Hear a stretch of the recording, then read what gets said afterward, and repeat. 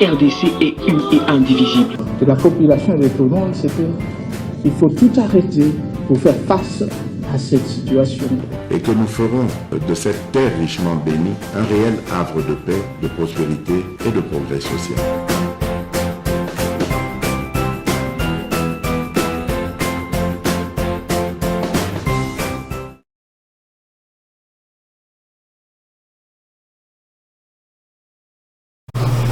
Botenabino, Topesibino, merci. Bonne année.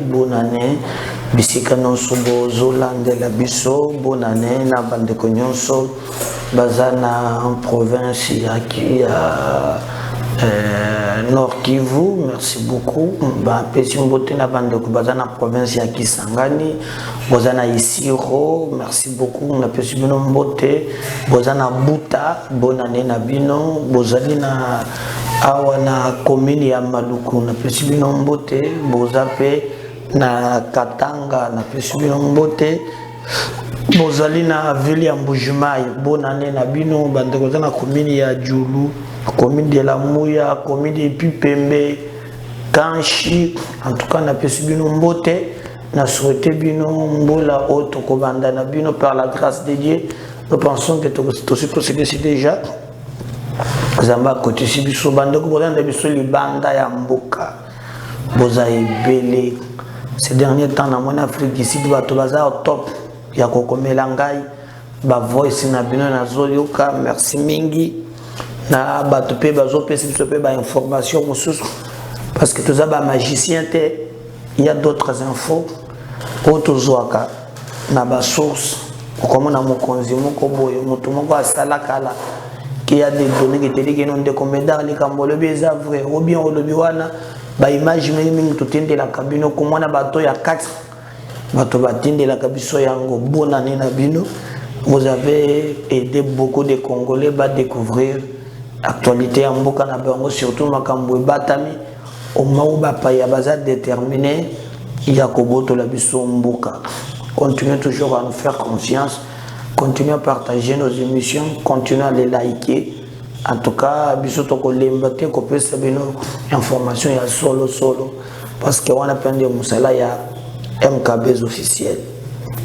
Partagez les liens et na bande ko mingi ceux qui vous abonnés te to sengi yo s'abonner ko senga pe bato musuna kanana yo ba s'abonner songa biso ke bato belé ba ye ba chaîne na biso à travers yo et que ça la biso très bien continuez à le faire pour biso na MKBs officiel to hésite à côté que le bino info peut couper ça bino en réalité pour cette information. Alors trouver ta masolo lelo comme vous le savez lelo le 28 décembre 2022 quelques jours seulement nous séparent na année il y a 2022 pour tout côté en 2023 tokobeta masolo oyo il y a tata oyo John Lombi aza wapi. Nous apprenons que déjà bazo travailler na plan mokona Katumbi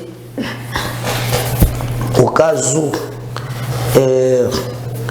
loi s'appliquer correctement et que Katumbi biso to boyina mboka na biso ya ko luka par quel moyen na biloko de cette forme ya bakata katanga ni yetu makambo ya bongo babimisa mwa kokoso pona nini okotona mutuna pona positionnement ya ba individu parce que dans leur démarche ya congolais exact mais Dieu nous nombi azawat quel est vraiment en réalité programme oyo bazali ko luka bazoye na ndenge ya solo tokomona yango na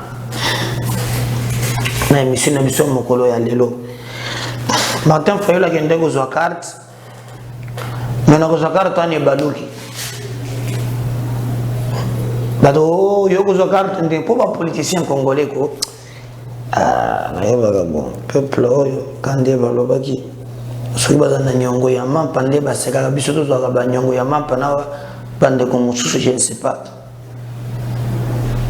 kadima mabe kadima mauvais boye na boye puisque yo bande kofika kadima ye wana bien tata Fayulu abendi bote pan bazoye carte. Posez-vous maintenant la question. Comment est-ce qu'on y est accueilli kozwa carte na bureau moko ya kadim? Pas politicien, moi que les bisous pe Morocco. Comment on a vu Etienne? Voilà la pongi ya ba bébé. Tozuna badra to finiki. Voilà le ballon. Tongo moko boyo. La négociation bandina ibiza ce qui na boye ça nous explique biso to tekele kana pongi na biso depuis tolali mais il y a la lesibiso moyen ko lebela ngo ko tezate donc to lo ka même moyen ya ko ata tozola la bo expliquer ka biso to boye teke bino ndebo za bakolo Congo ande bokanisa mais ne fait ce que nous expliquer kadi mabongi makambo eza mabe nyonso komi bien ngane kozwa carte poto kugenda na bureau ya seni oyo te nde bolobaki no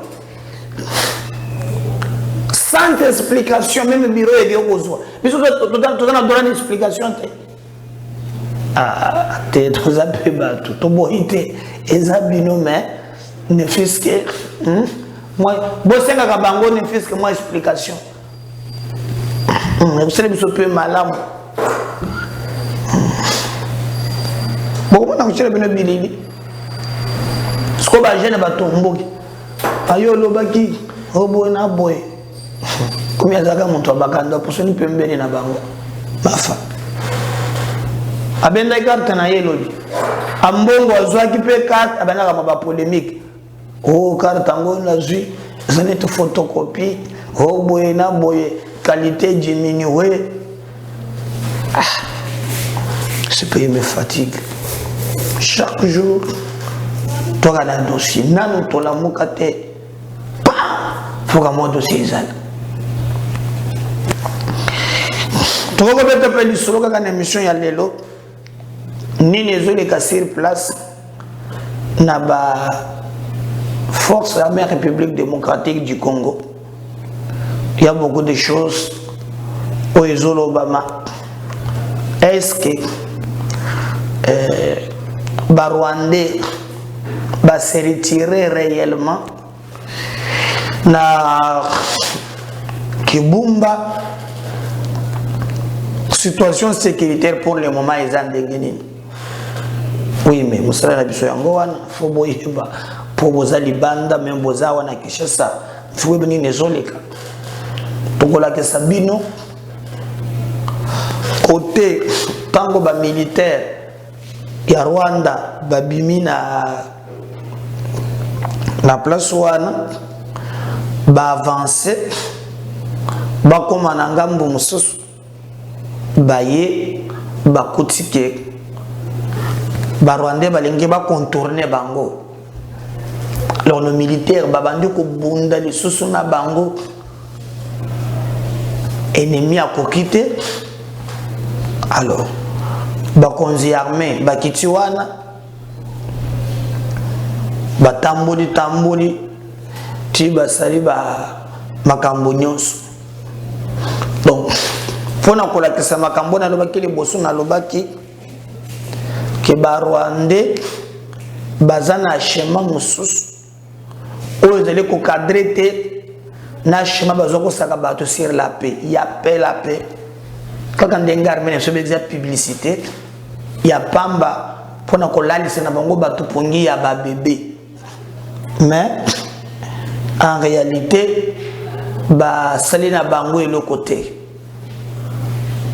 vraiment en réalité ba salina bango et le comme côté alors nous devons travailler pour dire la vérité que na niveau makambo tokobi et zali vraiment niveau ya likolo alors on a mikolo zo pour sana beaucoup mona musala armée na biso na kati ko sala sur le terrain.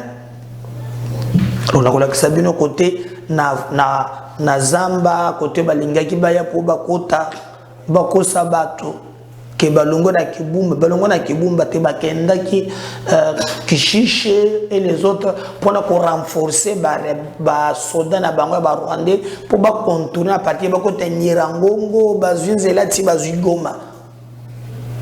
Merci na professionnalisme ya armée na biso baye oyo basali musala na bango ndenge longo bani et que ce petit sanguinaire de Kagame va continuer à échouer na ba plan nyonso basali ko tient en place et surtout demander aussi na baye bazo zela appui à la communauté internationale baye ba que ce n'est pas facile que la nébuleuse communauté internationale base à la sincère. Donc surtout la kingai mais fallait pas qu'il y ait selon encore basinaki na sous région balayo basi Eritrea ba kende kota Sabinio kuna na Sabinio ndeba ko banda ko identifier bango banani baza ba congolais bazongi na vie civile banani baza ba étranger bazongi na mboka na bango. Vous voyez, donc même na Sabinio wana balobi ce n'est pas pour bako t'armer te bisonde to boyi na armée na biso to boyi on des manœuvres dilatoires ils ont continué kaka pour te yeba na kokoba mais notre armée a déjoué encore complot wana où ils étaient en place pour te baloka moyen ya ko déstabiliser mboka na biso. Ils ont échoué lamentablement et c'est le moment pour nous aujourd'hui de saluer la bravoure, la détermination. Il y a Force armée à la République démocratique du Congo et le grand temps que Bouzoba wana esila et que Batunyon Soubayeba ke Kagame à côté de la fort éternellement parce que les lois à côté na Mukoa il est en train d'échouer na plan nyonso oya zanakati ya kosala. Alors parce que TV za radio te bisoto yaka d'abord na info mais tout ne peut pas image na lenge botala koma armée na biso est commis d'abord na niveau wana ya tango bakimi kibumba ba yepo bakota boye botala mboka balinga kibazwa mais notre armée d'une manière professionnelle ils ont résisté contre les Rwandais et ces Rwandais ont lamentablement échoué. Toujours c'est le Congo qui gagne et le Congo a gagné. Kagame en débandade ils ont les Kambuya Mawana Soni. Regardez comment notre armée s'est comportée sur le terrain. Boyoka message armée, on revient juste après vous. Cet élément pour continuer la mission de Bissau.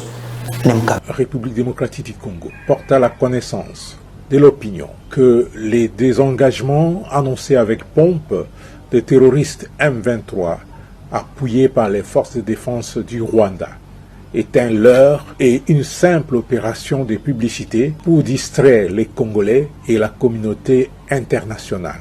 Toutes les unités désengagées de Kibumba, au lieu de regagner leurs positions initiales de Sabinio conformément aux décisions du mini-sommet de Luanda du 23 novembre 2022, prennent une autre direction pour renforcer les positions de Tongo, de Kishiché et des Bambous avec l'intention manifeste d'occuper les territoires de Massissi.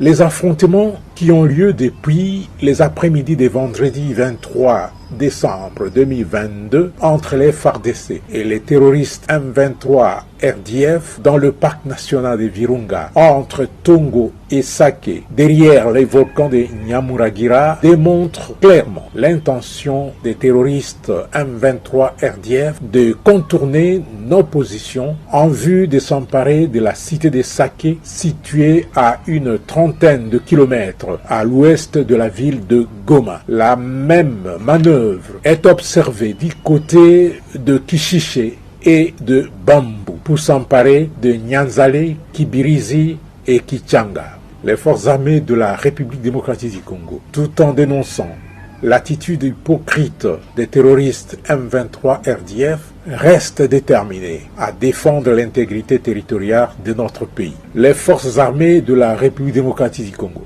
attire l'attention de la force régionale et de la communauté internationale face à la fourberie des terroristes M23 RDF habitués à fouler aux pieds tous les accords signés. Wana bolandi bomoni vraiment ndenge nini armée na biso ezali kosala musala makasi armée zobunda kaka pote tumeka moyen ya trouver stabilité na mboka na biso.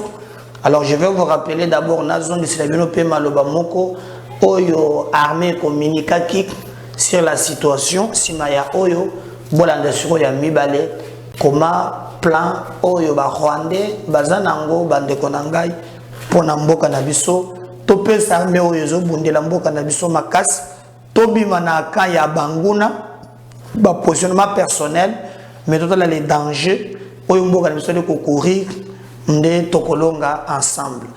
Alors comme TV za la radio te armée pe lobaki bolanda lisusu deuxième communication oyo armée na biso et lobby et nous allons revenir juste après pour continuer avec notre émission. Les commandants de la 3e zone de défense, le lieutenant-général Marcel Mbangu Machita, a effectué une visite d'inspection et de commandement aux troupes engagées dans différents fronts en territoire de Massissi, c'est lundi 26 décembre 2022. Une visite de réarmement moral aux forces de défense qui ont infligé une défaite cuisante aux terroristes du M23 à Karenga, où ces derniers ont tenté de provoquer les forces loyalistes. Le colonel Guillaume Djike Kaiko indique que le Rwanda propageait des rumeurs selon lesquelles Karenga était tombé. L'armée rwandaise et ses différents alliés ont toujours tendance d'abord à bafouer la conclusion de la réunion de Luanda, les mini-sommets de Luanda, la réunion qui a mis autour d'une même table les chefs d'État. Et au cours de cette réunion, il était parmi les recommandations, il était aussi question qu'on observe une trêve. Ils ont fait semblant, n'est-ce pas, d'abandonner Kibumba, qui n'ont pas vraiment abandonné, et ils ont amené tous les renforts vers ces coins et ils pensaient que ça sera facile. Mais vous venez de le constater que les verrous, il est très dur, les verrous des forces armées de la République démocratique du Congo. Donc c'est dans ce cadre-là que le commandant 3e zone de défense, le lieutenant-général Marcel Mbangu, a tenu lui-même à venir dans la zone. Il a réconforté les militaires et il a rassuré par la même occasion nos populations qui vivent dans cette zone. La visite du général Mbangu Machita vient ainsi couper court à ces rumeurs. Le colonel Ndjike demande à la population de ne pas se laisser emporter par la guerre médiatique. Il faut souligner que les forces armées de la République démocratique du Congo avaient dénoncé les manœuvres et la ruse des terroristes qui annonça avec pompe leur supposé retrait. Ont tenté de mener des attaques dans le territoire de Massissi. Force à vous, nos forces armées, vous allez sur Manabino, boyeba ke bokolonga bitumba oyo pour cause bozo bundela. Et à cause moko juste et que personne ne peut toucher na ba exploit oyo bino bozali ko sala pona mboka na biso biso tozaba congolais tozali sima ya mapinga na biso na banza ke kotikela na histoire Kagame alingia komisa Congo lokola bilanga na ye mais pour cette fois-ci akutani na résistance oyo ba forces armées ya République démocratique du Congo mazali ko infliger bango sur terrain donc to sambela tout son armée na biso na tina yete kende d'ailleurs ministre ya défense Gilbert Kabanda otiko sala moi communication moko bokolanda exclusivité yango na MKB officiel oyazota les montées en puissance ya armée na biso azo détailler comment armée ndenge ezalaki ndenge armée ekomi et makambo etikali ke armée na biso esala tokochela bino émission mo bokolanda yango en tout cas boza la scotché je crois autour ya ba 14h heure ya Kinshasa calculaire yokozala kuna toko bokolanda émission ne kozala vraiment en direct bokoyeba ndenge ni armée ezo bongama est-ce qu'armée ezo monter en puissance armée outi wapi, tokomi wapi. Est-ce que doit-on toujours commencer à pleurnicher ou bien notre pays s'organise aussi un jour attaquer ces petits pays? Rwanda, en tout cas, ministre de la Défense, vous avez Patrick Mouyaya, donc c'est exclusivité, Bokoyoka quand même, Nini Zoleka, Nakati ya armée, Yamboka Nabiso. Alors, Tobeta est solo, na émission qui bino dès l'entame, il y a émission Nangai que Moïse Katumbi de quoi se déclarer candidat, en tout cas, le schéma est belé et envisagé. Regardez les contours flous et accompagné dépôt et candidature naïe. Bon, on bien. Avant qu'à se prononcer ma candidature, il a commencé par créer des histoires automonie de gauche à droite. Alors, tout le monde dit que Nangambo Moussous a commis au Bakasayen, au Bakatangue. Bon, mon aki même a kendaki matanga. So boye bakate matanga ya prophète Mungu babomaki na Lubumbashi wana. So botali biloko mona ye monta salaki wana longola ki mapapa tout ça. Et quel était l'objectif ya bukokende na ye? Objectif ndaki wana ba préparer ki balobaki o Bakasayen babomi prophète Mungu katange. Yango mona ba kanga même na bato ya moto pour justifier chemin na ye wana. Je l'ai même entendu dire que non, sur le plan sécuritaire, les Gazawana Yakoya. Mais je vous dis que quand Katumbi était gouverneur, mouvement Mologa Oya Bakata Katanga, hein? Mais c'est Katumbi gouverneur. Oh, Vandaki Kokata Batoba sexe avec Général Kyungu. Mais c'est Katumbi gouverneur. Les gens parlent. Lui gouverneur ou lui gouverneur. On a créé ce qu'on appelle le triangle de la mort au Katanga. Le triangle de la mort avec Gédon Kyung. Lui, gouverneur. Il veut. Bon, il manipule Baobazana l'esprit faible. Mais en réalité, il est Kanango bon. Mais maintenant, les informations de notre possession. Katumbi Ayebi, que la mobilisation, que la détermination au peuple congolais à Zanango. Et il a pratiquement impossible bamona bato batelema bakendereti na suka non et biki ba congolais ba kotelemela mupaya a diriger mboka na bango ba congolais ba kotelemela. Alors ce que nous pouvons demander na moi les amis ezali kosenga na bandeli bien kosenga bazuzi bafongola misu na likambo wana. Alors lui va anticiper. Nous apprenons que Masolo na bango même na John Numbi est très avancé. Pour Nanine, vous avez les rôles John Numbi à Jouaka, Namboka Oyo. Donc, ceux qui va rejeter candidature, mbala moko o biso bakatange to telemi. Biso bakatange to telemi. Na ko telema na bango to ko lingate ba écarter mutu boko katange. Et na kati wana babandi ko sala basali besoin. Moko John Numbi azawa. John Numbi alina mboka ya Zimbabwe. Gouvernement ya mboka na biso ekomi mukanda. Elobi gouvernement ya Zimbabwe botinde le biso tata wana aya niye ko samba po awa mayiya sali eleki minene pambate biso nyonso tofandaki awa toyoka ki procès ya Chembeya oyo bango ba fabrika kaliwa baza izini ya liwa bilanga ya liwa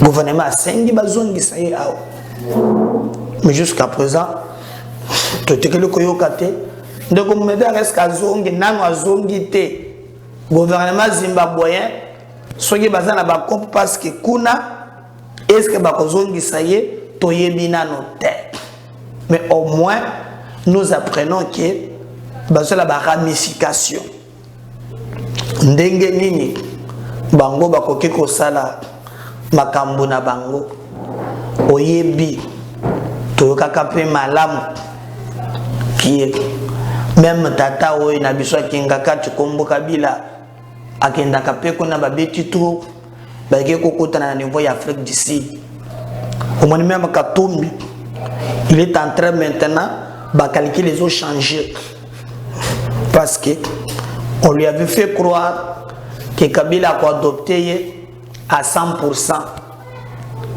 pour ba enjeu à 2023 mais là makamouza ndenge mususu ezali ndenge yazali ko kanisa te boyoka kimya makalombo ko attaquer ko le bagero soki Katumbi azwa kinzala Kabili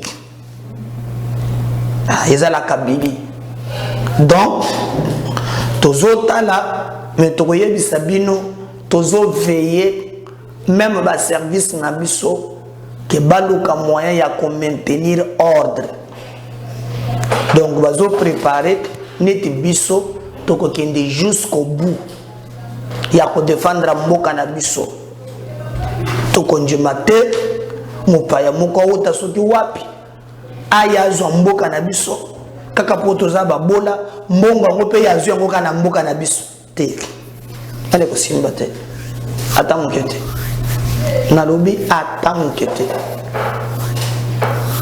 mais TV za radio te ba réalité za ebele to banda ko yebisa bino donc réseau wana bon ce qui basongi biso na Zimbabwe John Numbi ayana noa asamba et kozala très bien alors Katumbi a déterminé na n'importe quel prix pour zwa mboka na biso côté ya papa ya ko kendete kaka awo ndaza na biso tingami na biso mais biso tolobaki ba zuzi ya cour constitutionnelle ba yebatu ba kosunga pote makambo etambola malamu to boy to zongela na boumbu en plein 21e siècle te to bonda pote to dépendre mboka ya bakoko oui mabele na biso to bondela ngo jusqu'au bout et c'est ce que nous faisons donc mon toi kosa binote mon toi embrouiller binote non nous allons nous battre jusqu'au bout c'est le devoir il y a pour défendre la République alors bazo balibisier comme très agité na moni ba misusu ko to balobi ho non dégeza wana il faut qu'on empêcher non enrôlement si quelqu'un est ici il peut s'enrôler où est le problème il peut s'enrôler alors même que ça comme tout peut s'enrôler mais le problème est allé mon ya ko déposer candidature wana ndeko tokolingate toko se mobiliser c'est pas John Numbi azalaki awa na Katanga azobeta mbatana na alliance zolo bakeno naza memete il nous a menacé ici bon soki bazongeli ko solola soki basale ndenge nini so bazana ba plan eza mboka na biso surtout kuteka mboka na biso jamais il faut défendre la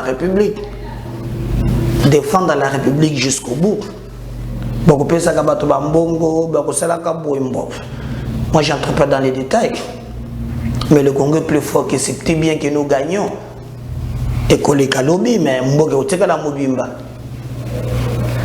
to bundela nde mboka to la ba complicité devant l'histoire to ça la par tous les moyens makambo etambola normalement moto na biseka ni yazali asala par tous les moyens mboka etambola kitoko Et moi, je fais ma part. Moi, je fais ma part. Donc, Bilo Kwanatoko Lingango, Atam Kete. Donc, Bino Peba Congolais, vous font la matoy. Il y aura des mois de marche aux Ala. Sur l'ensemble de la République. Tozo Tambola. Toboy. Alors, la monarchie, de Komoko Aza Lobby, to Mingi, Zaliko Kanaki, Azaliko Loba, solo, tete, alobi solo. Moi, d'ailleurs, je vais vous laisser Bolandaye. Tout chacun est le mais les lois réfléchir, ils sont mémoire quand même. Pour comprendre, j'ai eu Salema, Namakabozo Salema, Nakata niveau ya Katanga. Si je parle le même langage avec Dodi, on va suivre. Et revenir juste après pour continuer avec notre émission. Nemkabez officiel, la voix des sans-voix. Maintenant, je voudrais m'adresser à toute l'équipe politique de Moïse Katumbi. Les membres des soi-disant partis ensemble. Vous avez été corrompus par Soriano, Katumbi, tout ça. Na Bambongo, na situation, na boulot, ainsi de suite. Batikeri les champs libres, pas Kabila. Ayibi, comme au Katanga, c'est la province où des machines de fabrication d'identité où on légitime un expatrié pour lui donner tout ce qu'il faut afin qu'il devienne congolais. Juste parce que, après ça, $100, après ça, Moussala, à Fongololeni. Mais tout ce, aux autres, ils ont sacrifié à venir en Mboka Mobimba. Richesse, danger, nyoso. Yamboka, tout, pour na Mambon, Mouké, Oyo, Katumbi, après Sabino. Je vais plus vite. Dans la Kataloua Yamboka, Katumbi ne peut pas devenir président. Pourquoi? L'article 72 de la Constitution dit que il doit être congolais d'origine par le jus sanguinis. Pourquoi? Sur les congolais d'origine, papa, maman congolaise, il y a un aspect spirituel parce que les esprits ne meurent pas, se réincarnent. Vous comprenez? Un président public a un niveau élevé d'évoquer même les ancêtres, même les morts, pour les causes du pays. Mais Katumbi va évoquer qui? Les blancs. Katumbi va évoquer les juifs au Congo. Il va évoquer les ancêtres de sa maman zambienne au Congo. Toi, tu es né au Congo, c'est comme ça que tu as eu la nationalité congolaise. Tu as perdu même la nationalité que tu as eu par pitié. Parce que tu es né ici, parce que tu as acquis la nationalité italienne en 2017. C'est connu de tous. Une personne pareille, au sein de l'émission, on va souvenir à Mabé. Tu exposes. À part ta pona business, tu es nul. Tu n'es ni intelligent, malheureusement, tu ne sais pas convaincre la haine, c'est toi le tribalisme, instrumentaliser les jeunes, ainsi de suite. Surtout qu'il y a un article 111 de la Constitution, même pour le président des assemblées. Donc, Katumbi ne peut même pas être président de l'Assemblée nationale, même pas président de la Sénat. Ça, c'est connu de tous.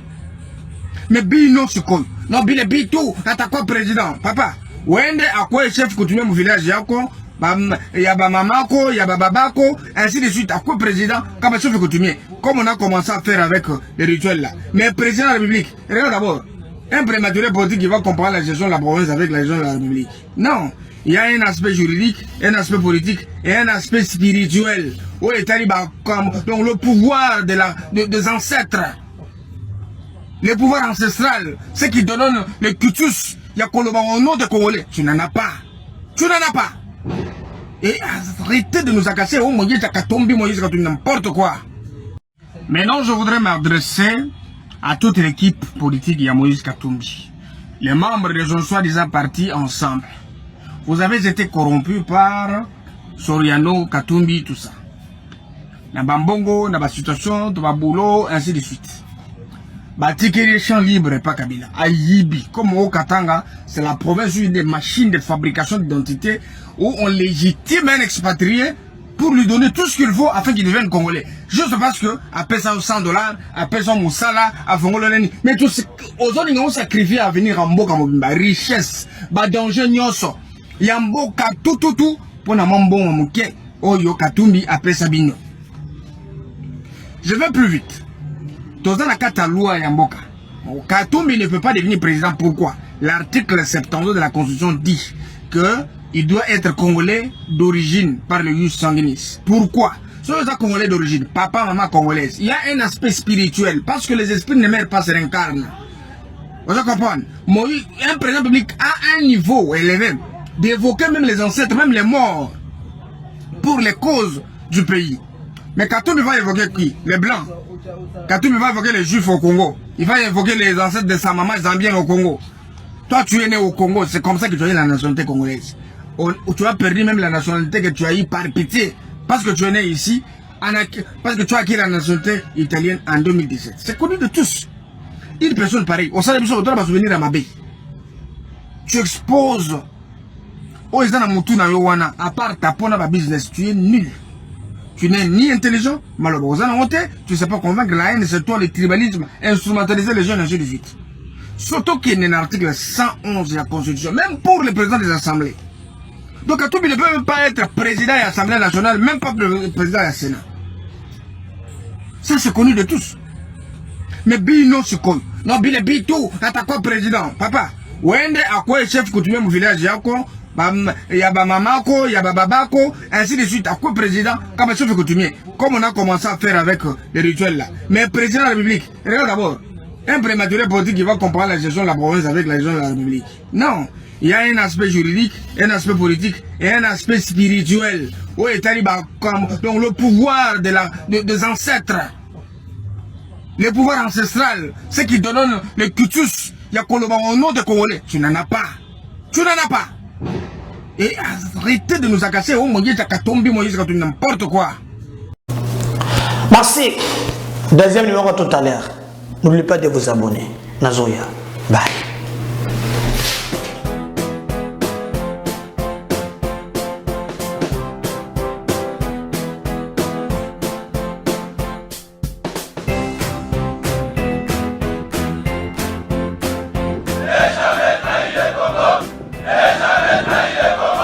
La RDC est une et indivisible. De la population et de tout le monde, c'est qu'il faut tout arrêter pour faire face à cette situation.